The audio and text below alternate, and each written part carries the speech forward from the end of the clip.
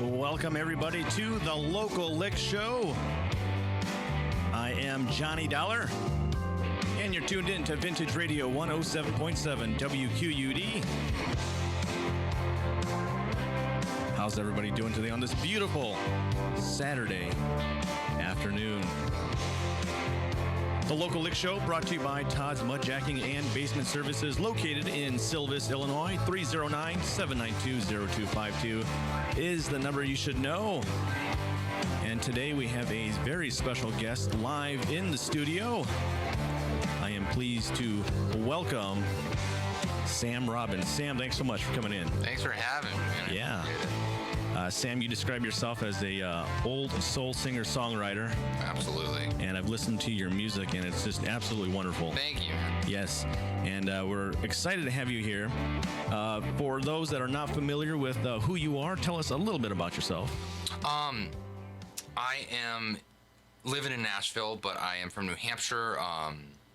And I'm a singer-songwriter. I'm a big fan of like the classic kind of thing, like the James Taylor and Gordon Lightfoot and John Denver sort of thing. I've always been kind of drawn to that for some reason.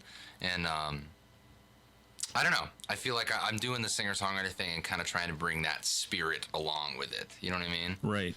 And when you were growing up, did you grow up in a musical family or a family that listened to a lot of music, or how did you find yourself finding out about all these guys? I mean, I honestly didn't really grow up in a musical family, like literally at all, because my I don't know, neither of my parents do music. My brother does music a little bit, but my dad actually, he has this old truck that we used to go hiking in, go from mountain to mountain hiking in, and he had, the only box set he had was a box set of like Jim Croce, John Denver stuff, so we would just listen to that all the time as we would drive around. And then I just got music from the radio and my friends, you know what I mean? I didn't really have... So it came to you. It wasn't like natural. You didn't grow up in an environment with a lot of music. You just not found really. it yourself. Yeah, which is kind of funny. I don't really know how that happens. The town I'm from is very like musical and arts oriented. So it's like you walk out the door and there's like places to play and music in the park and all this stuff. So I think that was a big help of it. But I don't know. It's funny. All right. Well, you've definitely know your craft, and you're good enough to be on The Voice. Is that correct? Very briefly. They hated me. Well, it can be if you meet. I mean, from what I've heard, I mean, there is quite a bit of a process to get through to get to where you got, which is pretty impressive. Tell me a little bit about that. Yeah, I mean, it's a whole thing. You have to go through months of auditions and interviews and like makeup checks and camera checks, and you get flown out to LA, and then you get flown back, and then you get flown back out to LA, and you're there for a long time, and it's a process, and rehearsals with the band, and then like psychological evaluations and the whole deal. Yeah, it's crazy. But yeah, they hated me. So well, they can't have really have hated you. You got pretty far. They didn't really hate me, but once I actually got in front of the cameras and the show was on, it didn't go as smoothly as it had gone before. Yeah, was it because of the cameras and the crowd? No. I mean, I was fine with the cameras. I think I played a song that was kind of weird. I played "Time in a Bottle" by Jim Croce, which, like, when you think of The Voice, like, it's not really for people like me. You know what I mean? It's for like the girl before me is an amazing singer, and she sang a Jessie J song, which is like, yeah, you know what I mean? Like crazy runs, super high. Yeah. And then I got out there and I was like, if I could, you know what I mean? And it's just like. But like you said earlier, you're trying to bring that sound back, and, you know, why not do it on The Voice with the national audience? It was cool. I mean, I was glad to do it on that, and like. Nothing wrong with that. I mean, that's great that you did that. Oh, yeah, and a great story. You know what I mean? It's great that I have that in my back pocket, you know? Yeah, I don't know any off the top of my head, but I know when I was watching The Voice, especially when it after about 3 or 4 seasons in, they had people that were singing like you said, not stuff that you would typically hear on The Voice, you know, maybe like what you were doing, but I can tell with some of the artists that they appreciated that, you know, somebody took the time to, you know, do something else that's different. And do you feel like doing that kind of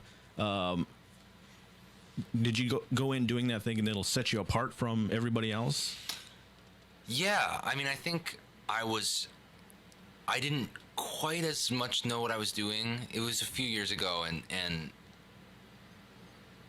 I had that idea, and I think now if I would do it, I would be able to play it a little better. You know what I mean? It's just like my fingers and be able to sing it a little better, and like, but yeah, that was one thing that I realized quickly when you're doing those shows is you have to go on and kind of like be like, this is who I am, and this is why I'm different, and this is my thing. So it was like, you know what I mean? Like right. Just pounding them over the head with it. Like I had phrases I would say that I would just repeat like throughout every interview because I wanted them to air that. Sure, phrase, yeah. So, yeah.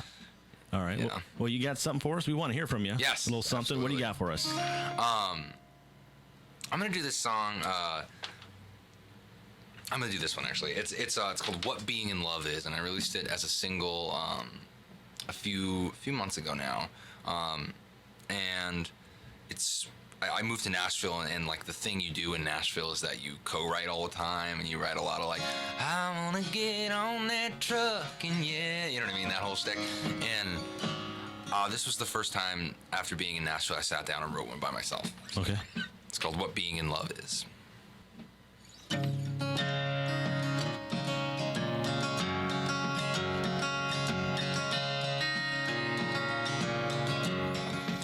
I had a girl with blonde hair and blue eyes, and she wore her face like a pretty disguise, 'cause she was afraid her fear might get recognized. She was nothing like you. I had a girl with red hair and light skin, and she wore her face like a pretty prison, 'cause when she touched my hand, she only felt me leaving. She was nothing like you, but I loved them too. And what about all the girls I've loved and couldn't live without her? All the things I swore I really loved about her. If I felt so happy in it way back then, how can I trust myself to know what being in love is? What being in love is.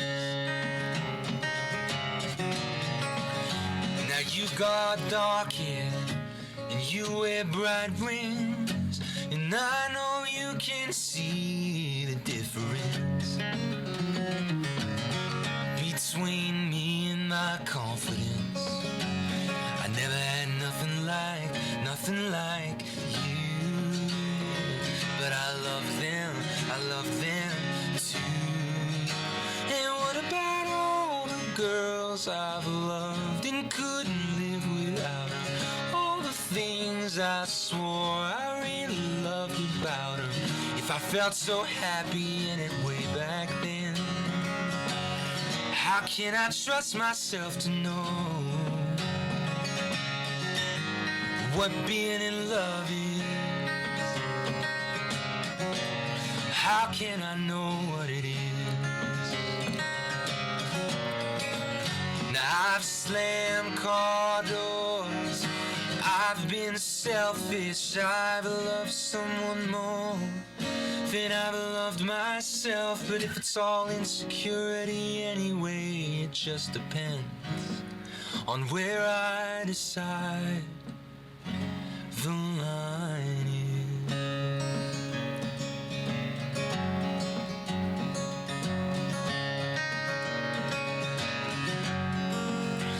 And what about all the girls I've loved and couldn't live without her?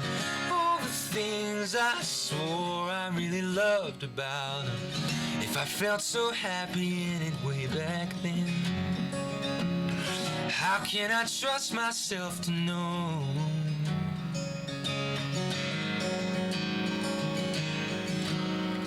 what being in love is? How can I know what it is?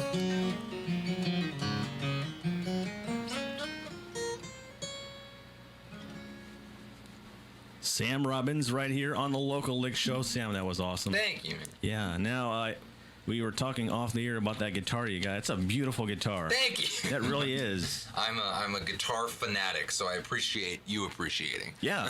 Well, I am an amateur guitarist, and my guitar is not gently weeping. It's weeping quite a bit. I haven't played it in quite a while, but tell me a little bit about that. So, I don't see too many with that kind of...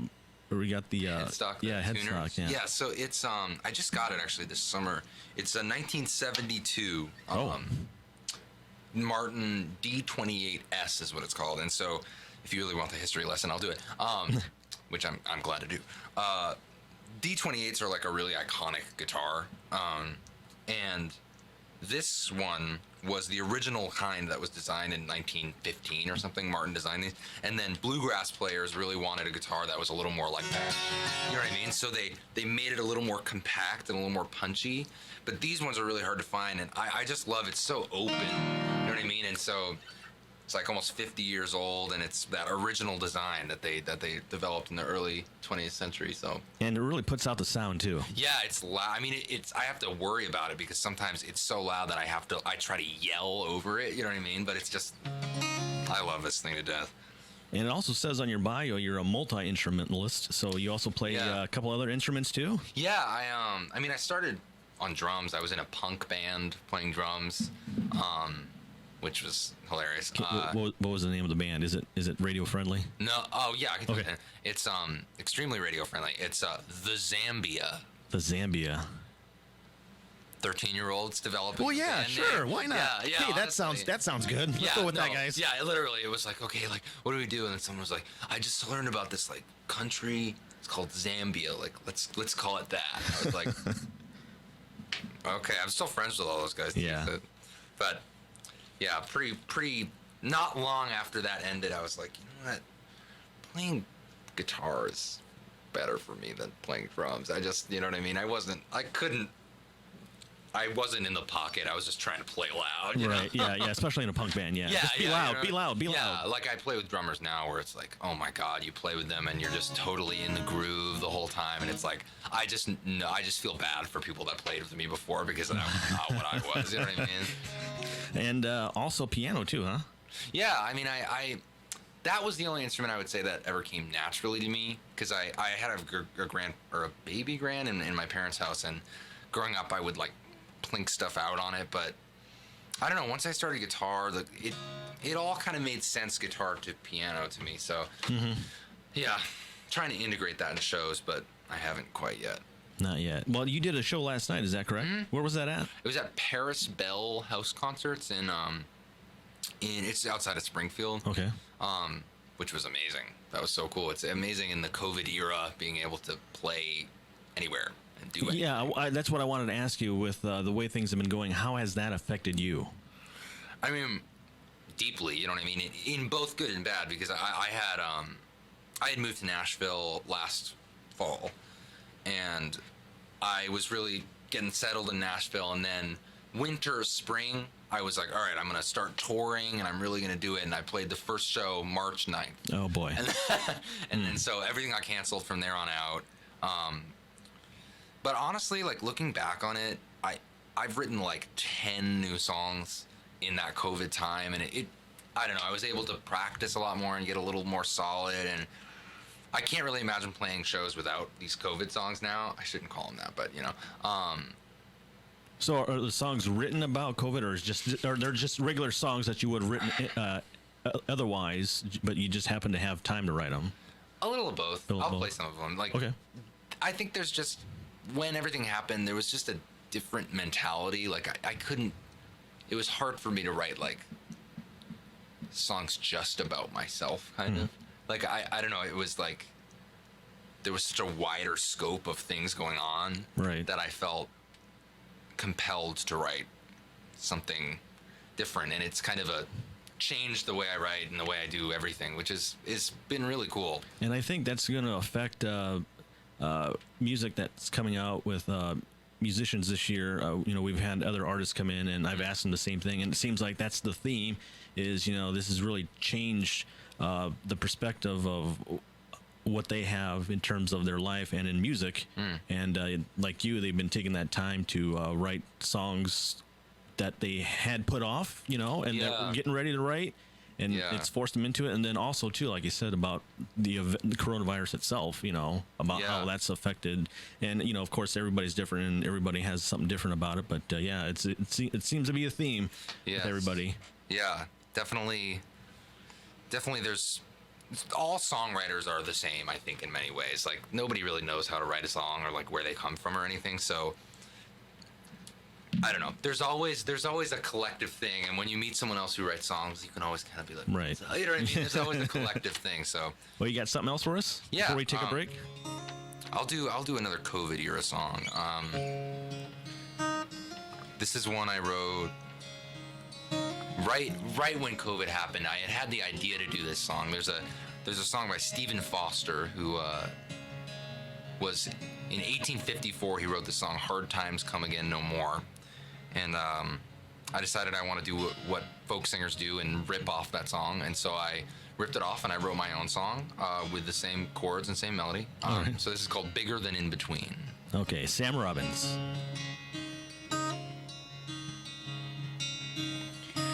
I've spent years by the door with untied shoes,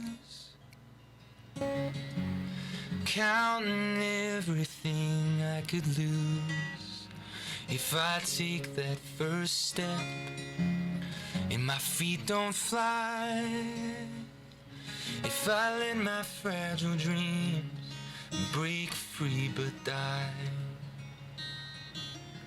But I feel what my eyes can't see. There must be something bigger than in between. From every life I've ever lived, this is what I've gleaned. There must be something bigger than in between. I've felt it in gymnasium dances, weddings and funerals too. Glowing moments pushing us towards the truth, that no matter what we tell ourselves or try to prophesy, no one knows the road back home, but we can read the signs. And I feel what my eyes can't see. There must be something bigger than in between.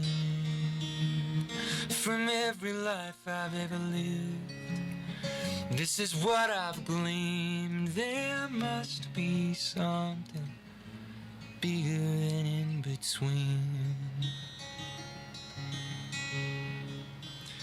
These days I bounce between my phone and my TV screen.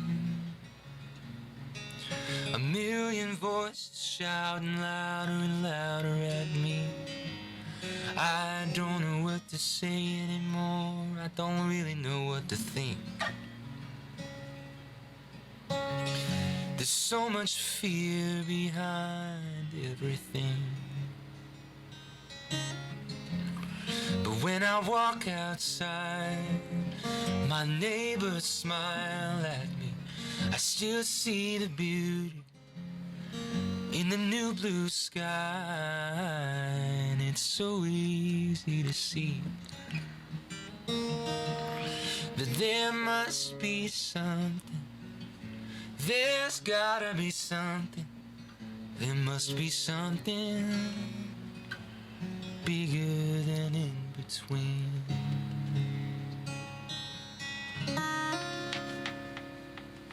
That's Sam Robbins right here on the Local Lick Show, brought to you by Todd's Mudjacking. I am Johnny Dollar, and we're going to take a quick break here, and when we come back, we'll have more from Sam. So don't go anywhere. This is Vintage Radio.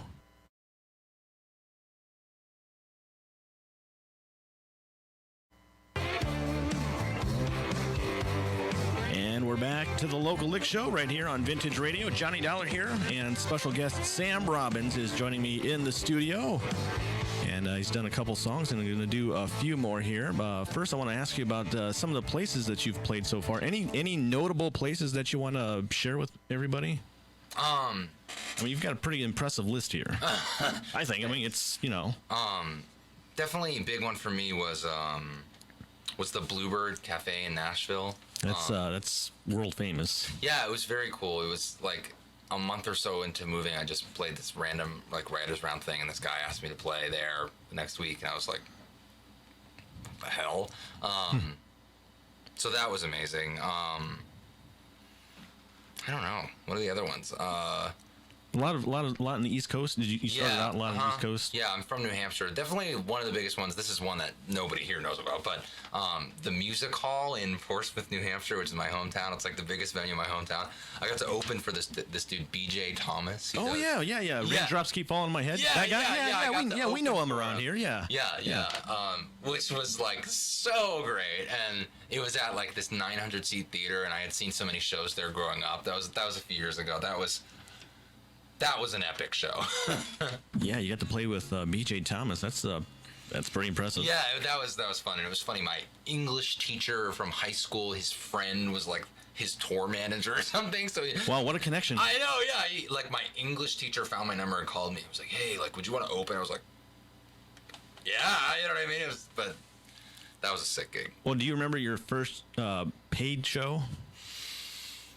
Or first major show, I should say, you know. Or paid. I mean, I definitely remember my first paid show, which was at an Italian restaurant. And I made $40, and people, like, stuffed it in the guitar thing, which, like, horrifies me now. You know what I mean? You have to reach it. Like, I had to take the strings off and reach in. But it was at an Italian restaurant called Dante's in New Hampshire. And I didn't know anybody that played music, like, for money, really. And so I was like, man, you can make $40. I was like, yo, I just made $40 doing, like, I played like 10 songs or something. I was like, holy shit. You know what I mean? Yeah, that was cool. Do you remember your first, I don't know what to you would be major one, but do you remember your first major performance where you're, on stage with, the lights on you where it's so bright that you can't see anybody? Yes, actually. I did I just strummed my other guitar. I did a competition when I was in high school, and this songwriting competition, and you won, and you got to play at this like major venue that I had no business playing at, called Tupelo Music Hall, and it's like probably like a 300, 400 seat venue, and I had no business playing there, but I won this contest, and I got to play there, and some people came from the contest, and that I remember there was like a backstage and like the lights and everything, and I had written like 6 or 7 songs, and I had to fill an hour and a half, so I was like, oh wow, all right. Yeah. Well, how now that leads me into my next question about the songwriting process for you. Are you the type that likes to sit down with your instrument, nice quiet spot, and just figure something out, or are you just thinking of stuff throughout the day, throughout the weeks, and you jot it down, and then at the end of the week or whatever, you sit down and start writing it? How do you do it? I mean, it's an evolving process as it goes on. I think like throughout the week I'm jotting stuff down, and then basically like when I have a free like moment, you know what I mean, I'll try to materialize something. A lot of times like an idea will come sort of, and I'll figure it out. Like the last song I wrote was I wrote it like while getting groceries. I wrote like the first part of it, and like sort of the chords are in my head too, and then you just have to keep singing it in your head so you don't forget it and stuff. And I got home and I was like, okay, I'm clearing my schedule and I'm writing this right now. So that happens sometimes too. Okay, so while you were getting groceries, which you were thinking about it. Well, that's pretty interesting. I've had some other rather interesting examples too, but grocery shopping, but wherever the idea strikes, I mean, I would imagine you have to jot that down, because I mean, I would think of something and I would forget it. So I mean, that so far has proved to be very difficult. Like one of the most difficult parts about it is like holding on to like the song I'm gonna play next. Like I remember I was like sitting on the couch and I had this melody idea and it was just out of reach, like one note out of reach. So I had to play it on piano and try to play it faithfully, but figure it out, and it got a little jumbled. So, and it came out the way it is. But that's like the hardest part, is keeping the record straight, you know? Right. Yeah. Well, do you want to give us an example of that then? Yeah. Yeah, this one, single, out everywhere. I released it back in January, actually, when the world wasn't on fire as much. And it's one of my favorite songs. It's sort of, I had been in one relationship with a girl for a really long time, and this was experiencing meeting somebody new for the first time in a very long time, and that sort of sparkly feeling. Okay. Yeah, and it's called Remind Me. All right, Sam Robbins. I told myself not to fall in love, and I haven't yet. I'm still so young, so many people I just haven't met. So when I saw you, and you saw through to the heart of me, I turned around, walked downtown, tried to see you with objectivity. I didn't want to look too hard, I didn't want to see too far, I didn't want to know who you are, I didn't want to like it, I didn't want to say your name, standing on your fire escape, watching all the good stars fade, like the ghosts behind me. I told myself she's nothing new, just a pretty girl, a radiant light who always finds time to watch life unfurl. So when you kissed me and I had to leave, I wasn't lying, thinking maybe I'm just good at searching, not finding. I didn't want to look too hard, I didn't want to see too far, I didn't want to know who you are, I didn't want to like it, I didn't want to say your name, standing on your fire escape, watching all the good stars fade, like the ghosts behind me. 'Cause you don't remind me of back home, you don't remind me of my old needs, you don't remind me of what I know of love, you remind me of what it means. You don't remind me of my mother, you don't remind me of my last girl, you just remind me maybe it's a big wide open world.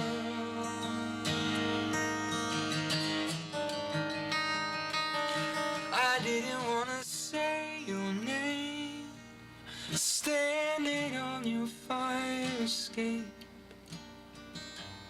watching all the good stars fade, like the ghosts behind me. And you don't remind me.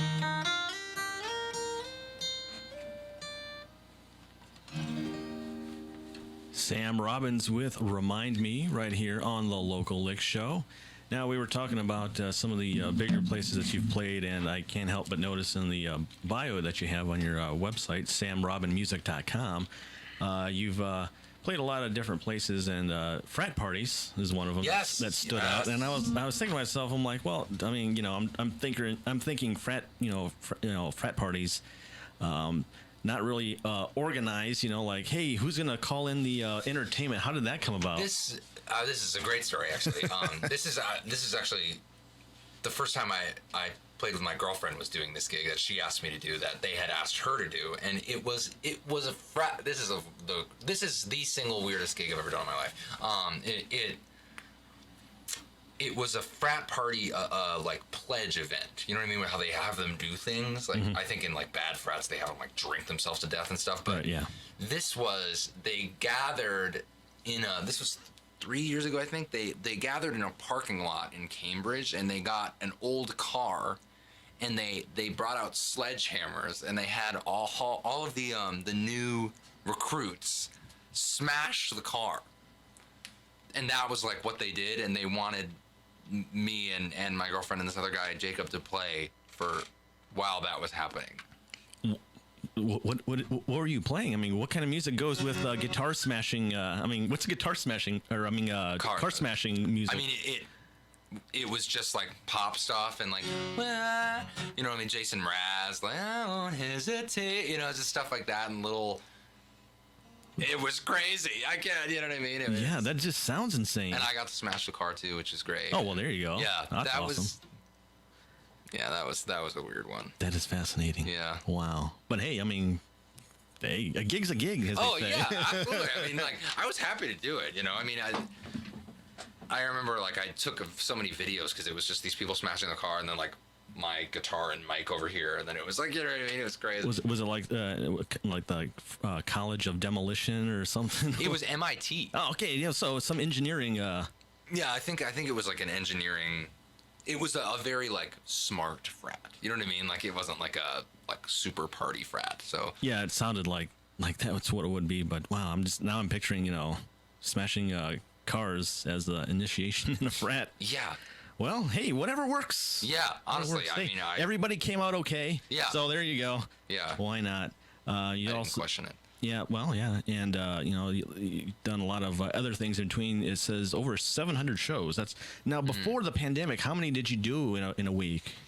Well, so before I moved to Nashville, like all through college and in some of high school, I was playing at just bars. You know what I mean? Just like, I don't do it as much anymore. Obviously, not with COVID, but before COVID, I don't do it as much anymore. But it was just bar gigs, covers, 3 hours. You know what I mean? Playing everywhere. And during the summer, I would do 5 to like 8 a week every summer through college, and then during the week I'd do like 4 maybe, and during school. I mean, it was crazy. Those were crazy times. Well, it sounds like you had fun. Yeah, it was interesting. Yeah. And so, how, as a musician, how do you see the future of live music? Do you think that it's going to return sooner than later, or do you think a lot of people are going to be, you know, a little leery about coming back to, you know, big indoor venues? I don't know. I'm hopeful about it. You know, I think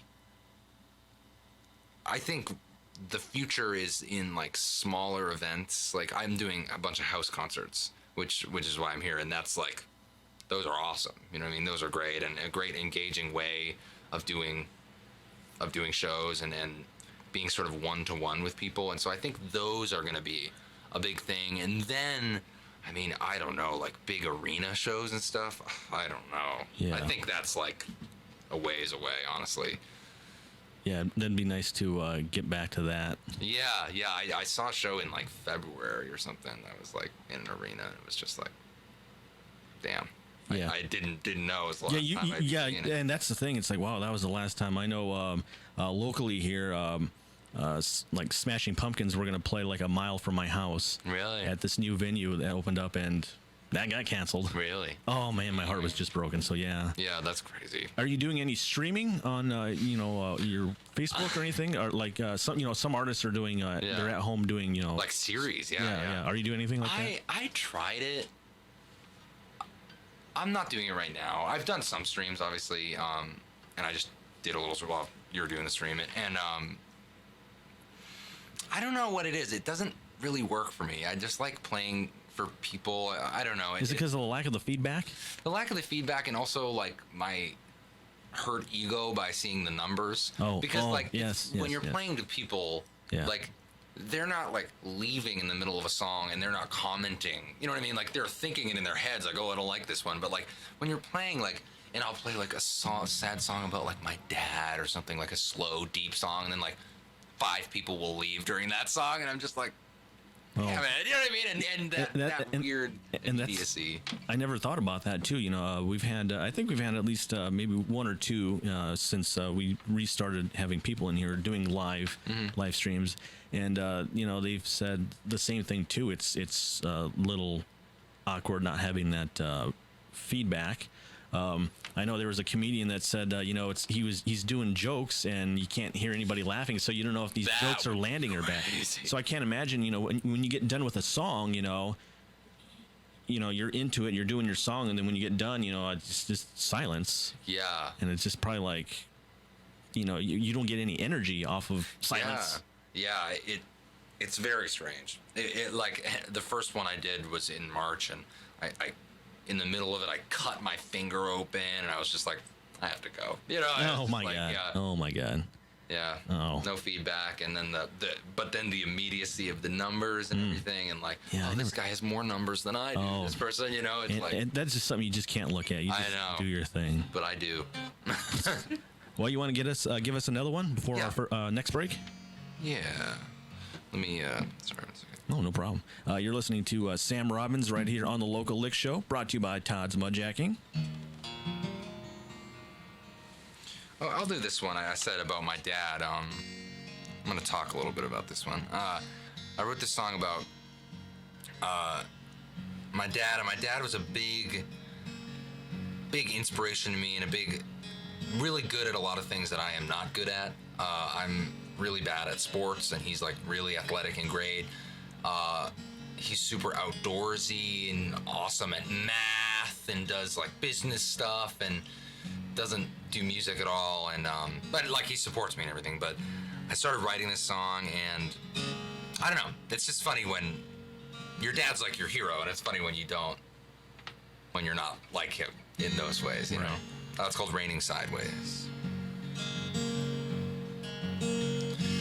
I used to want to be just like you. I'd fail, and you know it too. I bought that wristband of your favorite team. I wore it every day for a year or two. I'd get so confused when those coaches would tell me, boy, you gotta get mean. I wonder if they said the same to you, and if you ever found out what that really means. Now it's raining sideways, and I'm missing your face. I wonder if you ever felt that way. Almost strangers, different in a million ways, but every day I see how much you remains. I'll get to living up to you one of these days.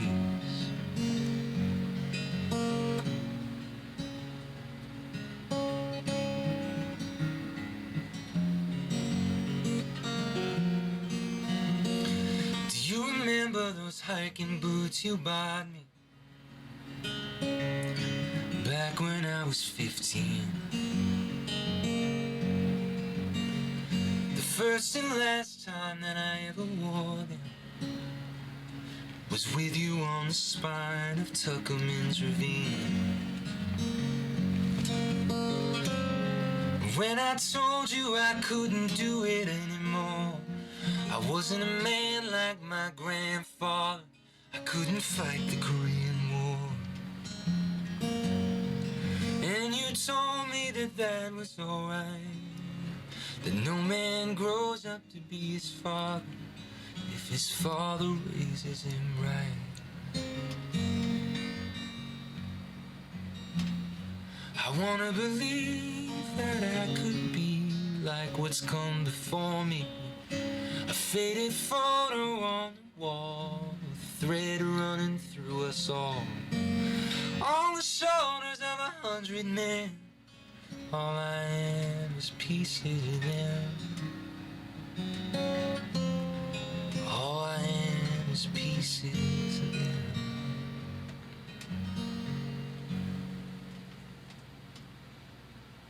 Sam Robbins, right here on the Local Lick Show. We're going to take a quick break here and come back with a few more songs and a little bit more. So don't go anywhere. This is Vintage Radio 107.7 WQUD. Johnny Dollar here. Thanks for tuning in.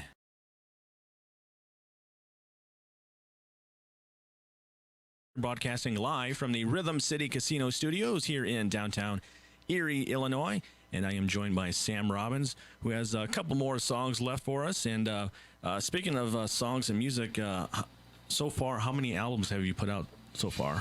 So I released some stuff when I was like in high school, like that I just recorded in my high school. And then I've released a little EP since then, but I'm coming out with an album early 2021, like actual band, studio, everything. So haven't put out like a full thing yet like that. So. And we can find your music most places? Mm-hmm. Okay. Yeah, just Sam Robbins Music on all social media, and then Spotify, just Sam Robbins and iTunes and everything. All right. So what can we expect with this new album coming up next year? I mean, it sounds pretty impressive. I mean, you've got a whole band and everything, and where did you record it at? Yeah, I recorded it in Nashville in my old house that we had. Well, they still do, like a studio, like room in the house, and so we also did some of it at Berkeley in Boston in the studios there, but probably 3/4 of it we just did in like basically the second living room of this house. You know, it's cool. That's awesome, and that's great. Yeah, it was like an amazing find to be able to record there and Yeah. And well, I guess that leads me to a question I just popped in my head. When you're recording, does the venue affect your performance? I mean, I can imagine performing. It sound like, you said it was an old house, so I mean, I don't know if it's like an older house, but I know there's studios that are pretty clinical, and I can't imagine going in there and wow, it just seems so drab. Or like you said, you're in a house, which I would imagine is pretty cool. Yeah, well, as in old, I meant old house as in I moved out, but it is also. Yeah, okay, yeah. Yeah, I mean I one of the things I learned, because my roommate he's like a big studio guy, and not like big, but he's into studios, and he was saying that that's like one of the most important things is like creating a vibe out of just a room, kind of like, and lights and like having the right like couches and stuff. So like we were all sort of in the process of building that as we were recording. So as it went on, like suddenly there was like a new bigger poster, and then we got like a futon, and then what I mean? Yeah, gotta add that stuff. Yeah, no, it's like I've realized, like, since being around more producers and stuff, like that is like almost as important as anything. You know what I mean? Like right, the vibe. Yeah. I was just thinking, I can't imagine. I've looking back, like when the Beatles were in Abbey Road, you see pictures, and it was pretty much like a big room, not much there to start with, And like you said, the stuff got added, but it still seemed kind of clinical. Mm-hmm. But then I can't think of it right now, but I was watching something else, and might have been the Eagles or somebody like that, and they had they were recording something, and it looked like it was like somebody's living room. I mean, they had all this, candles and lights, these massive chandeliers and everything. And I'm like, man, that's gotta be there for something. Yeah. And I guess it is, huh? Yeah. I think some people like the really professional and like all the cables are here and everything's like this. And then I've done some recording in like both kind of vibes, and I think I like the like weirder, vibier one a little better. It's also generally a lot cheaper. No, that's good. Yeah. It's interesting. Yeah. It's a weird world. Yeah. Yeah, like I said, as a not really a musician, it just fascinates me. How you guys work and create and do your thing.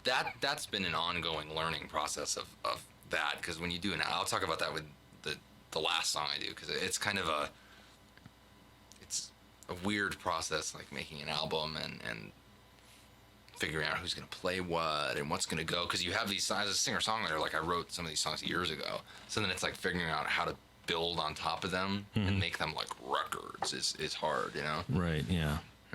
All right. And that's another thing too, I guess. Like you said, you've written them a long time ago, so you've written them for yourself to play by yourself, correct? Yeah, that's kind of a challenge. Not thinking, having other people do it. Yeah, that's kind of been a challenge for me, because like I write, yeah, I write like I play as the drummer, you know, the hits and everything, and that was one of the things we had to work on was just go. Because like there's gonna be a drummer, there's gonna be a bass player, there's, you know what I mean? So that was kind of difficult to figure out. All right. Well, you got a song for us? Yes. All right. What do you got? This is one I wrote just when COVID happened too, and I had been playing around with some like sort of more bluegrass sounding stuff, and this song I was trying to write just some normal song that I had started pre-COVID, and then this one kind of just fell out because it seemed like I couldn't write anything but this one. It's called Satisfied.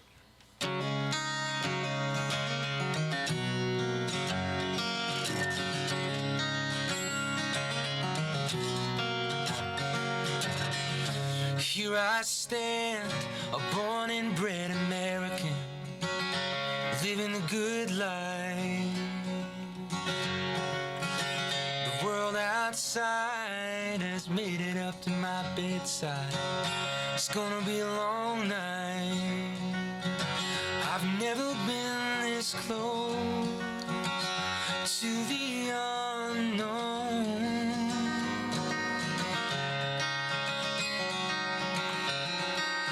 But it's getting easy to see my humanity out in front of me like it's never been. It's getting easy to cry, stay up late nights, asking if I die, am I satisfied? Am I satisfied?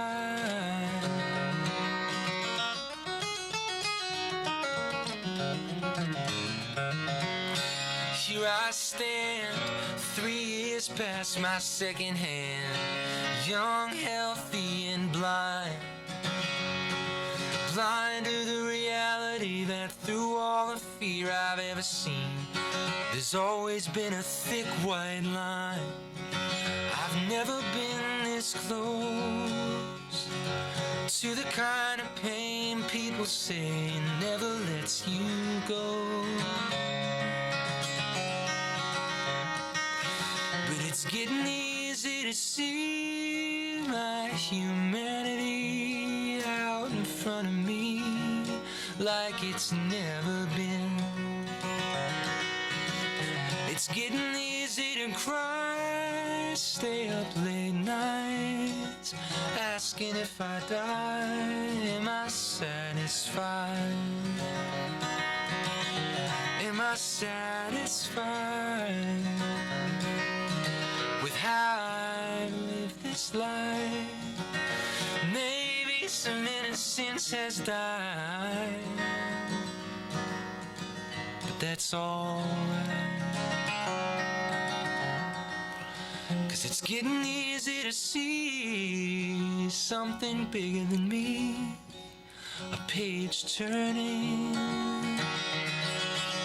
And it's getting easy to cry, stay up late nights, asking if I die, am I satisfied? Am I satisfied?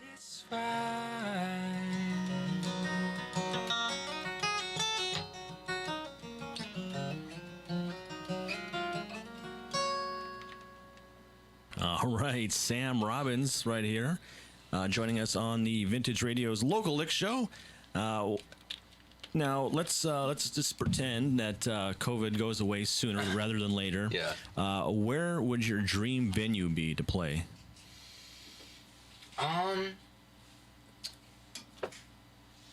Probably. I've always liked the Wang Theater in Boston. It's like a 3,000. I mean, this is like if I was, famous. It's like a 3,000 seat venue, and there's something about theaters that's just so great, and or the Ryman in Nashville would also be insane. I'd take either one. Right. But just like theaters like that are just. Is it because of the intimacy of a theater? Yeah, because I've played like a few things like that, like multi-level sort of things, and there's like just such a closeness that can be achieved when it's all like everything's just right there. You know what I mean? The walls are sort of designed for music, and yeah, theaters are awesome. But who knows? Yeah. Who knows? Yeah. Well, you never know. Yeah. You never know. Yeah. All right. So you got one more for us then? Yeah. All right. What you got? This one is. Let me tune it up here for that. I wrote this one, like I was saying earlier. The album process, I think I'm learning. It's not necessarily just about sticking the best songs you have on an album.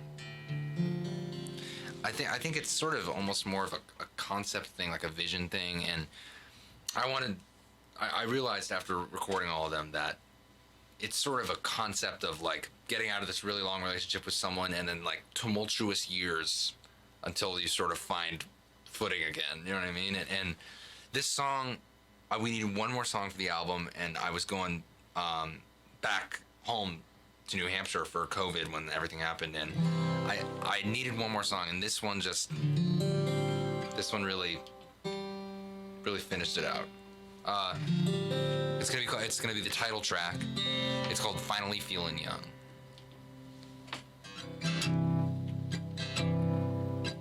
It seems so strange that up till now I've lived my life like summer's countdown, waiting on the day when everything changes.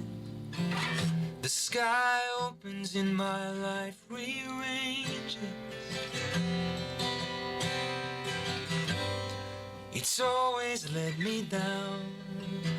I spent 16 to 22 trying to be in love, trying to make someone else show me who I was.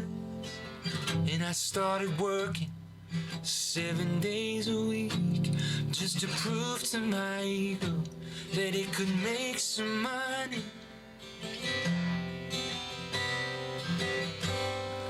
It always let me down. Now I'm finally feeling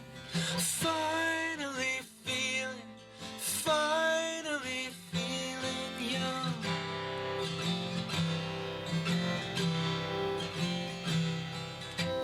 When I got single, I went off and got drunk.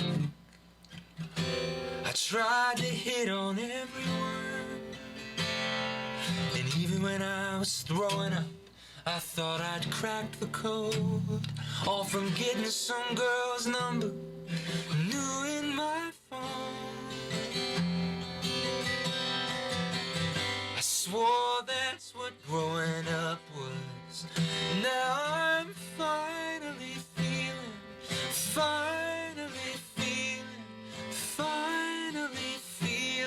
young. Finally feeling, I'm finally feeling young. I'm finally learning, finally hurting. I finally see how to put words to the burning.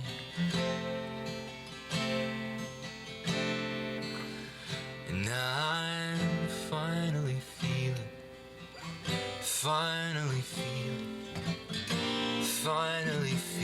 young.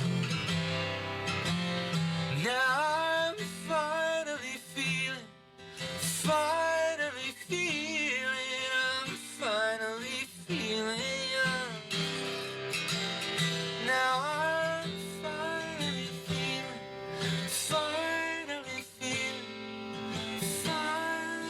feeling young. Oh, I'm finally feeling young.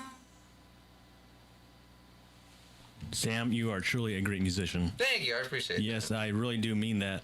And if you want to hear Sam live in concert. You are going to be at the Katazan House tomorrow in Cambridge, Illinois. Yes. Do you know what time that's going to be? 1 p.m. 1 p.m. All with right. James Herr also. All right, and it's going to be a beautiful Sunday afternoon. Enjoy it, people. Get out there and enjoy it because the weather's not going to last long. And just a one day tomorrow with Sam, and we're looking forward to your album, your debut album, early next year.